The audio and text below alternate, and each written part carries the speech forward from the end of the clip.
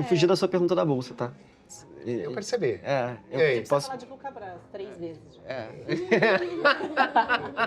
Não, o Vulcabras, assim, é um case que... Ele sabe. Que a gente gosta, é um case legal, né? Enfim, é uma empresa que está relativamente descontada, se você for olhar em termos de múltiplos com outras empresas do setor de varejo.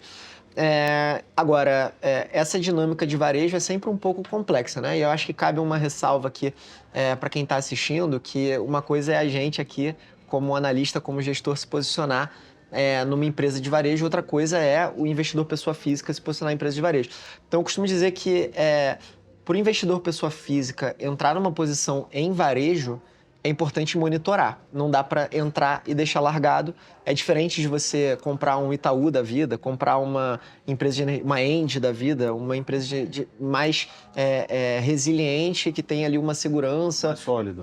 Mais sólida, uma pouca dispersão nos resultados. Empresa de varejo vai ter bastante dispersão nos resultados. Dito isso, a Vulcabras é uma empresa que está melhorando, tem boas perspectivas, a gente gosta, acha um case interessante, mas tem que ficar de olho, não dá para comprar e esquecer. Setor volátil, varejo, né? Até no último programa a gente comentava lá com o Leandro Siqueira, que participou junto com o Celso Plácido, que participou do último programa também. O Luiz Barsi fala que as empresas do varejo que ainda não quebraram, um dia vão quebrar. Então, por isso, acho que esse monitoramento ele faz total sentido, né? Na estratégia do Barsi não cabe varejo. Por quê? Porque o Barsi, ele monta uma carteira previdenciária. Então, a estratégia dele, a estratégia do Barsi, da Luize, né, é uma estratégia de previdência. A gente falou aqui sobre previdência, a Ana comentou muito bem.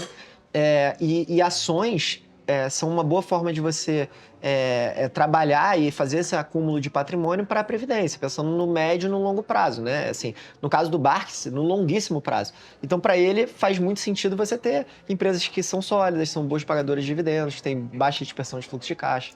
Então, é basicamente Você ia isso. comentar. Por obséquio. É a única vez que eu vou pedir a palavra. Por questão de ordem. Pode Mexeu no discordar. ponto, Geralmente eu gosto de falar quando me é pedido mesmo, entendeu? Mas agora deixa eu trazer aqui uma coisa que eu sempre gosto de falar quando o assunto é ações, que é... Como traz muita curiosidade e poucas pessoas entendem, talvez o investidor pessoa física, eu adorei que você falou que existe uma diferença entre os tipos de investidores, né? Ele só lembra de blue chips na hora de investir, que são as grandes empresas, as mais negociadas, as de maior valor na bolsa, e simplesmente se esquece de prestar atenção no que ele consome no dia a dia. Porque quando você compra uma ação, você está comprando um pedaço fracionado do capital social de uma companhia, que ela é tão grande que ela deixa um pedaço para ser investido e adquirido por pessoas menores, pessoas físicas menores. E da hora que você acorda, da hora que você vai dormir, tem muita coisa que faz parte do seu cotidiano. Tá todo mundo vestido, a gente está consumindo energia elétrica, você está usando sapatos, você tem várias empresas listadas em vários setores. E aí, na hora de você escolher de quem você vai ser sócio, por que não pensar nas empresas da qual você consome diretamente ou até pelo setor indiretamente? E aí eu gosto muito de conectar aqui com dois economistas na mesa, que é... Essa fala do Barsi, ela me fez pensar numa coisa incrível, né? Eu não vi isso, eu adorei que você trouxe isso. Se um varejista não quebrou, um dia ele vai quebrar, qual que é a conexão da gente entender, então, esse serviço no Brasil e reconectar a pauta de PIB que a gente trouxe? Porque como que uma empresa de varejo pode quebrar em algum momento se a gente está usando uma ótica de consumo das famílias que justifica, inclusive, então, um crescimento do PIB e, porventura, uma queda na inflação? Olha só que interessante para você ver como você falou, né? Que a economia são vários dutos conectados. Vasos. Eu acho que a gente chega um pouco nesse lugar aqui, nesse final da nossa conversa. Assim, acho que o ponto é justamente esse, né? E aí, por isso que isso conversa com o que eu estava falando, que eu não acredito que você investir numa empresa como a Vulcabras, aqui que você trouxe o exemplo, como a C&A, que o Leandro acertou na mosca, acaba que é algo que para o investidor de varejo é um pouco complicado. A gente cansou de ver casos de investidores que chegaram na Warren com uma carteira que estava lotada de Magalu, lotada de Casas Bahia, ali em 2021 e derreteu, né? Então, assim, Magalu foi um investimento ruim? Não, depende da época. Teve época que foi excelente, né? Que valorizou 1000%. Mas quem tinha ali no final de 21, quando os juros começaram a subir, a Selic chegou em 13,75, tomou um baita prejuízo. Então, o ponto aqui é entender essa dinâmica de risco e entender que talvez não seja para todo mundo, porque empresa de varejo é cíclica, né? E aí, respondendo à pergunta do Paulo, hoje a gente está no momento de queda de juros. Então, a gente está se posicionando nas nossas carteiras administradas mais em setores cíclicos. Então, hoje a gente já tem um pezinho em varejo.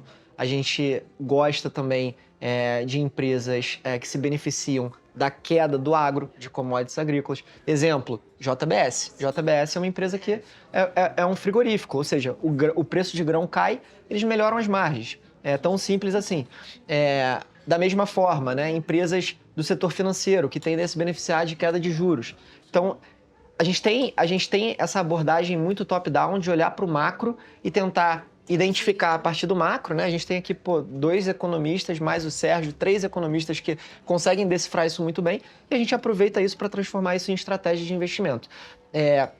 Agora, Mas você é economista de graduação eu também sou economista, eu só exerço aqui mais a função... Ele manja de Petrobras, precisa falar um pouco de Petrobras também.